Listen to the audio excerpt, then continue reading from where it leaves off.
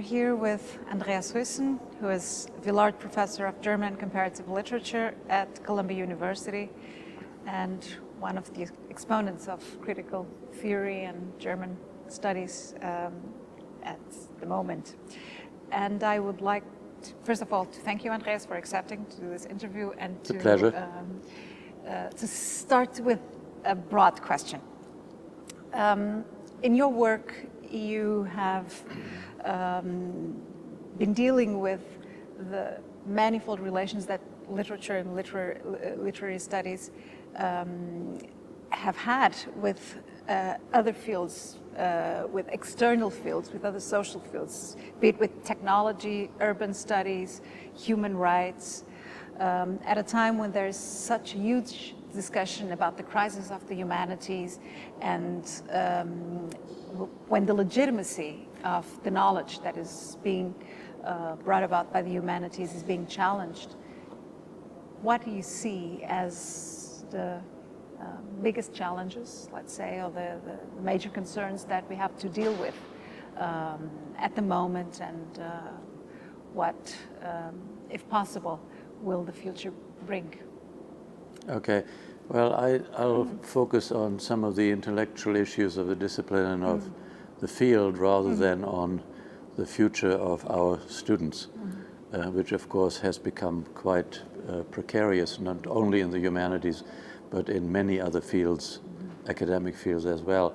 I was lucky enough to enter the profession as an assistant professor in the United States when there was a huge shift toward what we now call cultural studies in the 1970s.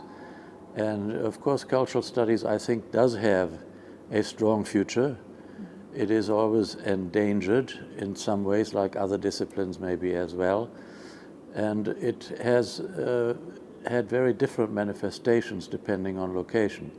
I mean, the Birmingham School in the UK was something different from what the Germans do with Kulturwissenschaften, which has become very close to media studies, different again from what we have in the United States as cultural studies. I was lucky enough to have a strong training in literary reading, in close reading and hermeneutics. And to me, that remains a sine qua non for studies in the broader area of culture. And I think the challenge that we have intellectually at a time when there's so many different theoretical approaches to choose from and to pick, the challenge we have really is to begin to get grabbed by some phenomenon that we want to analyze and put that phenomenon, whether it's film, television, photography, a literary text, a performance or whatever, to put that phenomenon into the center of our attention. And only then think about what kind of theoretical or conceptual approaches we might use, as opposed to beginning with some theory in order to legitimize the analysis of an object, which very frequently results in very reductive readings. So close reading in a way, for me, remains central to the field. In literature, as well as in other well, in literature subjects, as right? well as in other areas, because I think we also need to read images, we read films, which does not mean that we treat them as if they were texts, because they're not texts, they're not textual, scriptural in the narrow sense. But there is a hermeneutic approach that I think remains central. And it's not the hermeneutic that tries to come up with one meaning, but the one that always allows for the multiplicity of meaning. So do you believe we should instill in our students a cultural literacy, a way of being able to address artistic subjects according to the context and the frames and the aesthetic? Absolutely, absolutely. We should instill them that this ethics of reading, as I would call it, but it should also include the fact that all cultural products have institutional and political contexts in which they are created and out of which they emerge. And that gets, of course, then into the area of a sociology of culture, and to some extent this is an area that we also do need to engage with. But again, I would say the phenomenon, the cultural phenomenon, should be in the center of our attention. And Speaking of ethics, a new area where growing interest is becoming evidence is the intersection of the humanities with the human rights discourse. Yes. Do you see this as a field that we as scholars should invest in?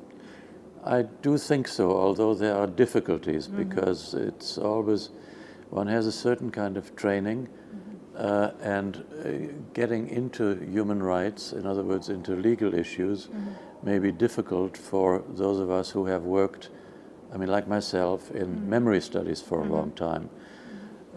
Memory studies, in my case, having to do with the fact that I'm German. I dealt with the Holocaust and memories of the Holocaust, which led me to questions about how is the Holocaust represented in architecture, in monuments, in memorials, in literature, in the comics, etc., and in drama. But I've become increasingly dissatisfied with memory discourse, and it's a huge field, as you know. It's become a huge field across the world, actually, because these memory discourses regarding the Holocaust, they've traveled into Argentina, into South Africa, more recently into India, Australia, all countries that have their own traumatic histories to deal with. But I feel there's not that much new or cognitive gain anymore in elaborating more and more cases in the memory studies field, which is why I myself have moved trying to combine the memory studies field, which is mainly in the humanities, with an approach to the within the field of human rights studies, which is primarily in law and to some extent also, of course, in social science. But then I come up against a certain kind of certain kinds of difficulties. I do not know enough about the history of human rights law, which is extraordinarily complex, and which many of the people who are in human rights NGOs have no idea about either. But so there, a deep hermeneutic would be something that we could bring to the study of human rights, historical understanding of its developments from sort of universal human rights, even in the School of Salamanca, all the way through the Human Rights Declaration of 1948 to the more recent developments in human rights across the world. Speaking of legal issues, do you think that the rise of the legal novel in Germany, for instance, with authors like Ferdinand von Schirach, that it speaks to a certain discontent with the legal frame that societies are living in, that they resort to the imagination, to fiction, to get right what official discourse of the past somehow is not being able to. No, I mean, rights is a question of ethics. Ethics is something that is very fundamentally dealt with literature. And when I teach literature, independent of this book that you just mentioned, I always try to tell students that literature is there to train the imagination. Now, of course, today we have other media to train the imagination, but as human beings we still communicate largely through language, and literature is a medium that focuses primarily on language. So literacy in the sense of being able to read literary texts or texts made in language, literature in a very broad sense, remains, I think, crucial to the training of our students. A major part of your work deals with urban studies, especially in the intersection with memory, as you were referring to. So the discussion about these places of memory, the lieux de mémoire. Do you think that the work that you've done on the German case, on Berlin, on the Void, how do you compare it? Can it be compared, in a way, to your observations about the memory park in Argentina, where in both cases there are different discursive regimes of power that may have issues in common, but we're speaking about two quite different contexts. And seeing that you have been working in both in European and the North American case studies, as well as on Latin American, how do you see your position within these discourses? How do I see my position? Yes, and how your work, how do you engage? I don't know. I mean, I think what I'm interested in is, or what began to be interested in the case of Argentina, was the way in which Holocaust discourse, with which I'm very familiar and in which I've worked, has actually traveled into a historical situation which is completely different, and where certain images, certain ciphers, sentences were quoted. I mean, the report on the state dictatorships was called Nunca Más, right? Which is a phrasing that relates directly to the Holocaust, which brings up comparisons, but the comparisons were often false, and it's the differentiation that began to interest me, and what it means that the Holocaust discourse entered into not only the Argentinian situation. I was interested in how it worked in South Africa when they institutionalized the Truth and Reconciliation Commission. It interests me how it plays a certain role in the Indian discussions today about the Indian partition and so forth and so on. So there is a kind of globalization of memory studies, but I would always insist on the importance of the local histories and the local situations into which then some other sort of comparative moments begin to flow and create frictions and fissures. But these new narratives also impact on the former one, on the Holocaust discourse. Has it changed because of these, let's say, these spin-offs into other localities and into other Right. Well, as you know, I mean, there's a situations? huge debate about the uniqueness of the Holocaust, Yes. which is a rather ridiculous debate, I think, because every historical event is unique, and yet comparisons can always be made.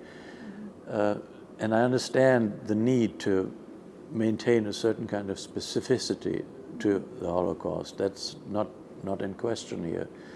But I think what's interesting to me is the way in which the comparison begins to function, because it can either it can block certain memories, as it did in Argentina when the comparison was made with the Holocaust and everybody became a victim, basically. The fact of the guerrilla resistance, for instance, the Montoneros, was completely blocked out by that comparison in a certain way.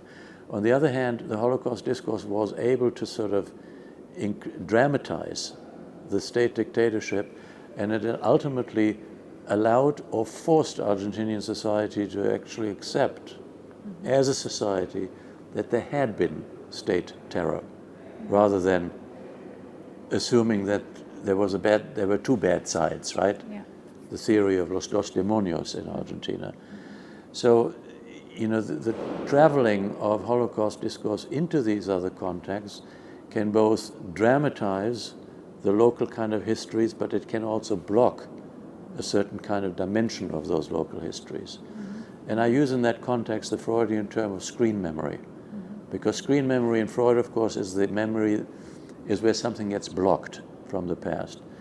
But then the screen is also something onto which you can project. In other words, use Holocaust memory to dramatize a local event.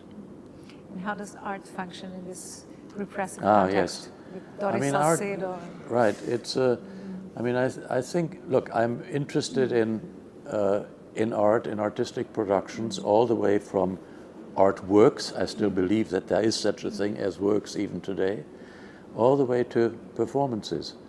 And I think art has, in a broad sense, has an important function in this broader memory discourse, that it may involve sort of street demonstrations, public events, like the Mothers of the Plaza de Mayo in Argentina and so forth. So art, films, etc., are important to create a public sphere of discussion around these traumatic pasts. And it does that, sometimes with great effect, sometimes not so much. But And is there still modernism after post? is there still what? Modernism after post-modernity. Yes, Oh that yes, was there is, and of your course, topic. in the conversation you had suggested that Yeah. it should have been, the title of the book Modernisms. should have been in plural, that it Yeah. should have been Modernisms after Post-Modernity. And I absolutely agree, but of course then people would have expected me to pronounce on the modernisms in Asia, in Africa, or in Latin America. It's not my field. So there, you know, from my point of view, I didn't feel I could put that into the plural, although it appears in the book, in one of the essays, of course, in the plural. But what was surprising, I mean, to me, the whole postmodernism discussion in the United States was a very local phenomenon. And it's kind of interesting to reread it today. I mean, at the time I said it's like the attempt in the United States to create an American international in sequence or after the European international movements of the interwar period. And it was a very United States-centered kind of phenomenon. But what we have, I mean, today nobody talks about postmodernism anymore. The word appears occasionally, but it's become an empty cipher. Whereas in the 70s and 80s, it was a master signifier. And it actually, I mean, in retrospective, I would say, this claim of a new stage of culture, a postmodern culture, allowed many of us to get beyond our own discipline, because it was an umbrella term dealing with architecture, with urban issues, with political issues, with other fields and disciplines, music, film, etc. So it was very creative at that time. But what we've seen since the 90s, of course, and I'm speaking, I don't think only out of an North American context, is the rise of a new modernism studies. New modernism studies that basically take in all the objects and phenomena that cultural studies is interested in. And of course, dealing with these objects and phenomena in our historical sense as part of modernism itself. And that has been an enormous boon to modernism studies. Even in England, where modernism studies just used to be Joyce Virginia Woolf, T.S. Eliot, and then when people got very daring, Wyndham Lewis. You know, so it was very literary, but it's opened up. The postmodernism discussion actually has opened up the field of modernism research itself. Andreas, thank you very much, and I hope you'll allow us to continue the conversation on the next occasion. With pleasure. Thank you. Thank you.